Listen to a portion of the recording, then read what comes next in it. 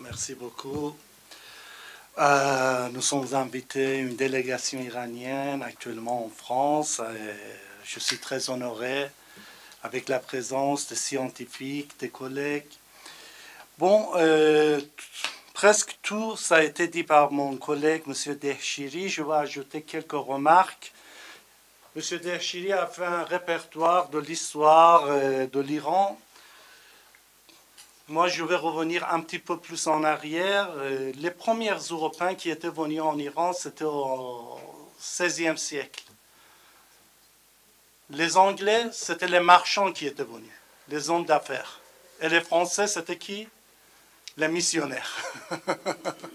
Les Anglais, ils sont venus ici en Iran, dans la région, pour faire le commerce. Il y avait les routes de soie. Mais les Français étaient venus, alors il y avait une mission de, je ne sais pas, christianisme du monde, pour convertir les Iraniens ou les Arabes en christianisme. Alors, le roi de France leur a offert, le titre d'ambassadeur aux missionnaires. Au même titre, le roi d'Angleterre a offert aux marchands anglais le titre d'ambassadeur pour faire le commerce. Moi, en tant que professeur de relations internationales, on dit que la politique étrangère est basée sur une ligne de deux extrémités. Une extrémité, c'est l'idéologie, la moralité, le droit, et l'autre extrémité, c'est l'intérêt national, la sécurité nationale, la raison d'État. Et lorsqu'on veut tirer l'exemple, on dit que de l'autre côté, c'est toujours la France, de ce côté-là, c'est l'Angleterre. Il y avait une très bonne opportunité pour les Français pour supplanter les Anglais, puisque, comme il l'a dit mon collègue, nous, on cherchait, il y avait sur l'échiquier de l'Iran, du nord, c'était les Russes qui pénétraient, qui infiltraient dans l'Iran, et du sud, c'était les Anglais qui étaient entrés dans le Golfe Persique. Avant, dans le Golfe Persique, on disait il y avait un Pax Persicana, l'ordre et la sécurité persique, l'ordre et la loi iranienne. Comme à l'époque, la Méditerranée, c'était la Pax Romanica, l'ordre et la sécurité romaine. Pour les deux grands empires, le lac, la mer en dessous, c'était considéré comme un lac intérieur. D'ailleurs, à l'époque de Cyrus le Grand, on avait toujours pour protéger le canal, l'entrée du Golfe Persique, le détroit Hormuz, on avait toujours une armée impériale qui était toujours présente au sud et au nord. D'ailleurs, l'un des noms des principautés de Émirats arabes unis, c'est formé de 7 principautés. L'un des principautés, ça s'appelle Ras al-Khaïma. Ras al-Khaïma, ça veut dire là où il y avait les tentes impériales des soldats iraniens. Ça veut dire cela bien évoque la présence de l'Iran des deux côtés. Oui, comme je vous ai dit, à partir de, XVIe siècle, lorsque les marchands anglais ils étaient venus en Iran, ils ont commencé à...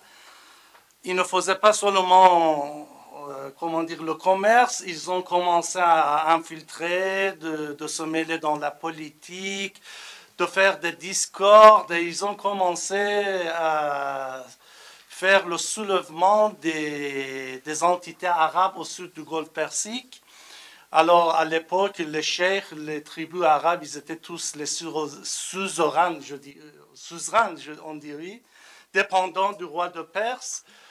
Alors, le premier pays, cheikh arabe qui a révolté contre le roi iranien, c'était le cheikh de Masqat. Pourquoi je fais toute cette histoire? Puisque je veux revenir à ce point-là. Alors, c'était au début du XVIIIe siècle.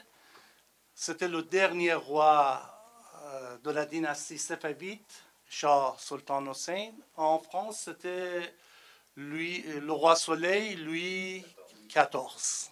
Oui. Alors, il y avait une délégation iranienne éminente qui était venue en France.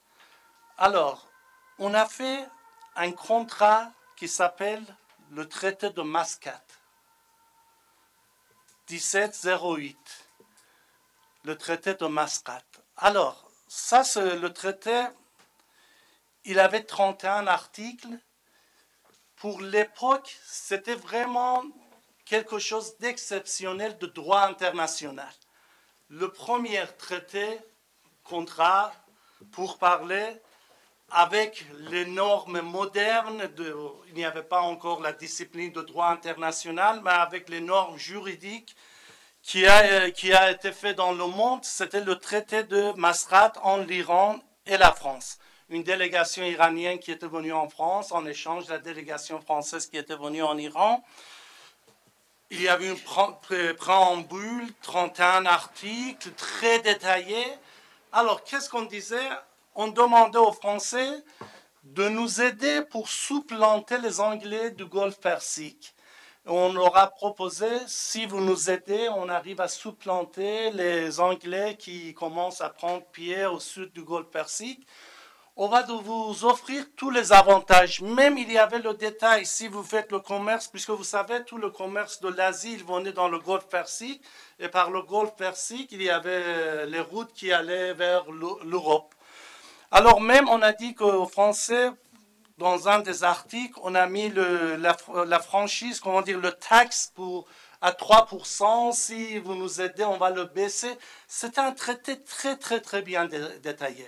Comme je vous dis, c'était typique du droit international actuel. Mais on a fait signer le traité, on a échangé les documents dans les deux pays, mais finalement, les Français nous ont abandonnés devant les Anglais dans la guerre. Ça, c'était notre premier contact politique avec les Français. C'était à l'époque comme Louis XIV. Alors, moi, j'ai trouvé un terme, le roi Soleil. Il était à l'âge, il a pris l'âge. Il y avait une phrase que moi, j'ai appris là-bas, lorsque j'étudiais, j'analysais ce traité. Après moi, le déluge, voilà. Pendant que je suis au pouvoir, alors je vais tout faire. Maintenant, j'ai pris l'âge. Si ce traité était en œuvre, alors la situation de l'Asie occidentale ou du Moyen-Orient, c'était tout à fait différent.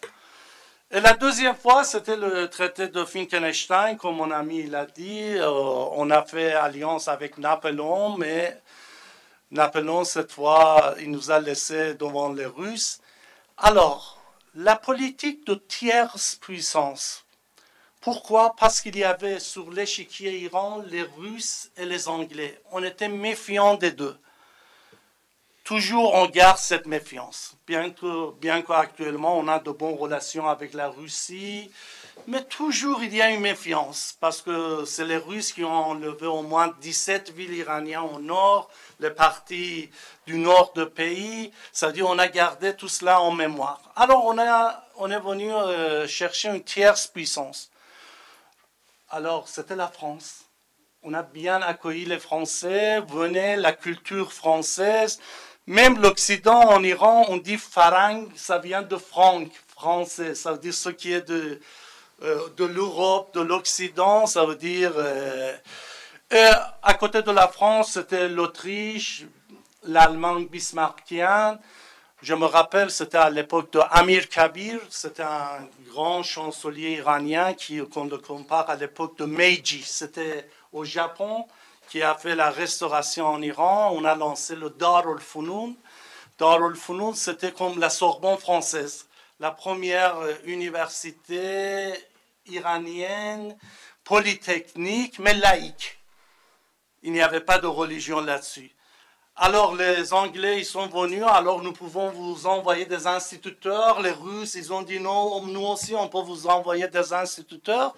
Mais on a demandé aux Français, aux Autrichiens, aux Allemands. Mais malheureusement, le complot dans la cour royale, alors Amir Kabir a été assassiné, il n'a pas pu donner suite à ses affaires, alors il y a eu des complots... Mais on compare avec la période de Meiji au Japon, ça veut dire simultanément, on a commencé une renaissance scientifique, culturelle, industrielle vers l'avenir. Bon, je vais arriver vers la fin. Alors, comme il a dit, mon cher ami, lorsqu'Ayatollah Khomeini il était venu pendant la Révolution, il était en dehors de l'Iran. Alors, il a été accueilli par les Français à Neuf-le-Château pour voir la différence et notre point de vue. Actuellement, l'ambassade de France en Iran se trouve rue Neuf-le-Château. Et l'ambassade d'Angleterre en Iran se trouve où? Ça, si je peux le dire, rue Baby Sands. Baby Sands, c'était voilà, c'était en Irlande. Alors vous voyez, ça veut dire il n'y a pas de commentaire. Ça veut dire lorsqu'on met le nom de Neuf-le-Château, ça veut dire l'ouverture vers la France. Lorsqu'on met le nom de, vous voyez, c'est combien la peine pour les Anglais dans leur adresse. À chaque fois, ils doivent mettre Téhéran, avenue, Baby Sands. Quand même, c'est le nom officiel. Et il y a des touristes irlandais qui viennent en Iran, toujours dans cette rue, ils prennent des photos. Ah, la rue Baby Sands. Alors, je termine ma parole avec ce que je viens de dire. La rue Neuf-le-Château, ça veut dire l'ouverture vers la France, et la rue Baby Sands, ça veut dire la méfiance envers les Anglais. Alors, au-delà des affaires politiques, alors toujours il y a le haut, le bas, il y a des tensions. Nous, les universitaires iraniens, nous sommes tous favorables à avoir des relations académiques, des relations scientifiques. Bah, ça, on peut le mettre en œuvre, des thèses en co-tutelle. Maintenant, avec la technologie, il y a... Avant, c'était seulement présentiel. Maintenant, c'est en distance. Des cours, des discours en distance. Voilà la technologie. Nous, le fait que nous sommes venus ici, en France, c'est cette ouverture scientifique, au-delà des affaires politiques qui sont interminables. Ça veut dire il y a toujours des hauts et des bas et tout cela, mais nous, les universitaires, nous, les scientifiques, on peut garder notre relation, on peut le développer et on peut donner exemple aux autres. Merci. Merci de m'avoir écouté.